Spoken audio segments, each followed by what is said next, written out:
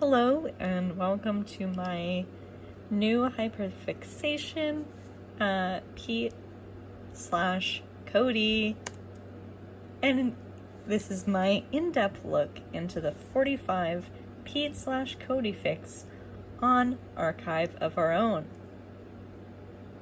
Do they have a ship name? Good question. The one that I saw the most on AO3 was Copete, which is bad. I used the formula Conlin plus Walsh to get these through Conch, Wallen, Kolsch, which is better, but it's not great. And then the one that I did see that I liked was Fantangel. Or you could also go with a similar formula with Vox Angel or Night Phantasma, which is probably as good as we're gonna get. Queerness representation. Pete is always trans, which thank the Lord. Like, of course, that's an important part of his character. And he's almost always bisexual, which is, in my opinion, correct. Cody is represented as both bi and gay, which, both good. And his goth aesthetic is used, as oh, he's goth, obviously he's gay. Which I don't think that those are, one always leads to the other, but definitely the otherness and the fuck you to society that the goth aesthetic emotes is definitely queer in some way. Gender. So Cody in the Unsleeping City is, I would say, presumed cis, but in 21 out of the 45 fics on AO3, he is described as non-binary, genderqueer, gender fluid, or trans. The girlies say that guy is queer. So let's look at the stats. I've broken the 45 fics into 8 different categories. There are 9 smut fics, 10 AUs, 8 first kisses, 9 slice of lifes, 2 hurt / comfort, 3 reader POV, 2 not in English, and 1 scene compilation. Let's dive in. Starting with smut. Honestly, great smut. Great trans sex strap-on.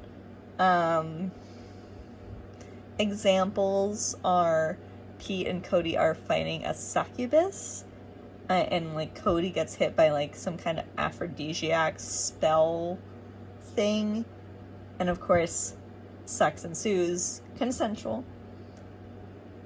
And of course, classic, all of Cody's possessions are taken by the terror deck. Pete is a good buddy and is very kind and offers to share his bed. Sex ensues. The next one is AU, or alternate universe, for those unfamiliar. The 10 AUs don't have any magic, which usually magic is put into an alternate universe, so it's pretty funny to where it's oh, this is just life. And I love to see Pete and Cody being both friends and or lovers in every universe.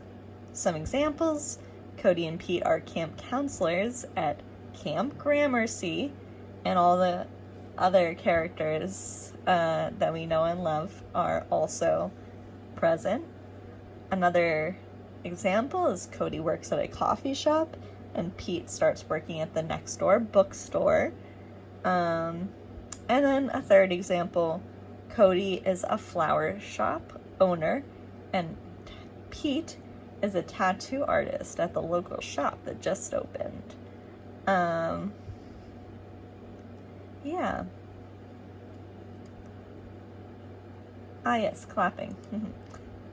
Okay, first kiss. So this I categorized as like the fan fictions where Pete and Cody get together, essentially, like how they get together for the first time. It's my favorite genre. It's so delicious to me. Like, people confessing feelings and then having them reciprocated and then kissing is so good. Some examples: Cody invites Pete to raid Hot Topic with them. They kiss. And then another example, Cody and Pete are babysitting the kids. Ricky and Esther's kid, Sophia and Dale's kid, Kingston and Liz's kid at Kingston's New Year's Eve party. And Pete finds out that Cody's never had a midnight kiss. Guess who's gonna have to fix that?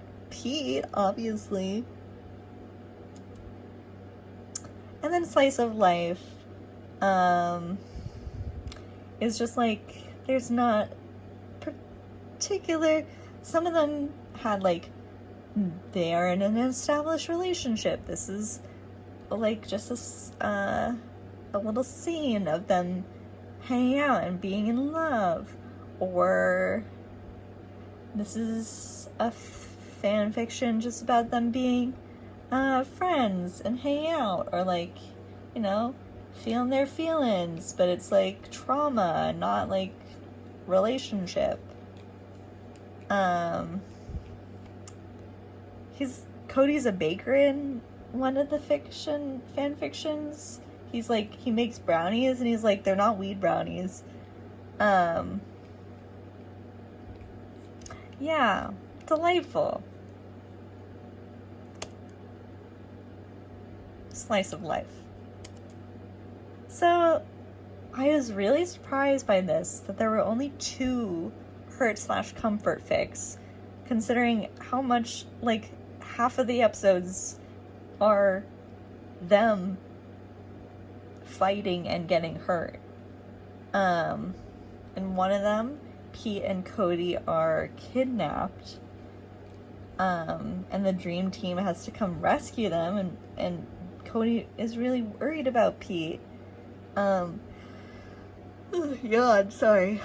And then in the other one, Cody gets hurt in a fight and Pete heals him because everyone else is out of spell slots and Kingston and Ricky aren't there, and so Pete is using just like regular mortal medicine on him, and like, you know, like iodine or in band-aids or whatever, and it's just like, oh, that's really sweet. So there were 3 reader POVs, which honestly my least favorite genre. I just think, you know, like, your name, Pete turns to your name and says blah blah blah, blah is just like cringy. And all 3 of them are threesomes between the reader, your name, Pete, and Cody, which is also a little cringy. And however, it's like saved a little bit because all 3 of them are written by the same person for the same person as like a gift. And that's cute. 2 weren't in English, so I don't really have much to say about them, but it's nice to see not English fan fictions. And then the last one is like a scene compilation fan fiction with like characters from all across Dimension 20, and it is under the Pete/Cody tag on AO3, so it counts, I guess, but I didn't read it, so I don't really know. So, is Pete the top, or is Cody? Good question. The AO3 consensus says that Pete is the top. And I think that I think I'm with them. I think I really say well here. The goth aesthetic can often be inferred as a more dominant personality trait, but fan fiction writers and I love to make the hard exterior, like hardcore guy an inner softie, or an inner bottom, or an inner submissive.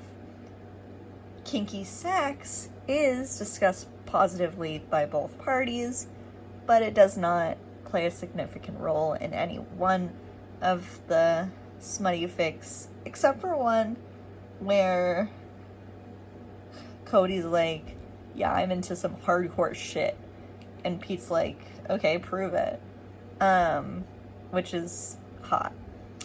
And of course, this comes with the disclaimer that I think the top bottom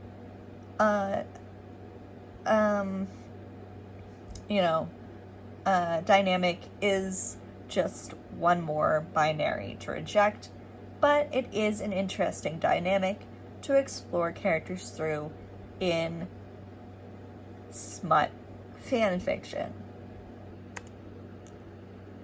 Truce throughout and thoughts.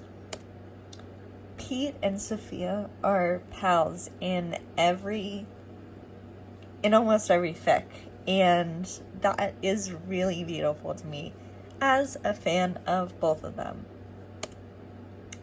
Sophia and the Dream Team definitely know something is going on between Cody and Pete, even if Cody and Pete themselves don't know that yet. Cody is goth and says fuck a lot in every single fanfiction, which is good. However, I do think that Cody's voice is hard to find for most authors, as the point of view of sincere ridiculousness is hard to narrate. Also, I will not read a fanfiction if there are no line breaks or paragraph breaks, and so I was not able to read 2 of the fanfictions because they did not meet these criteria. Anyways, thank you for coming to my new hyperfixation talk. Alright, bye! Love you!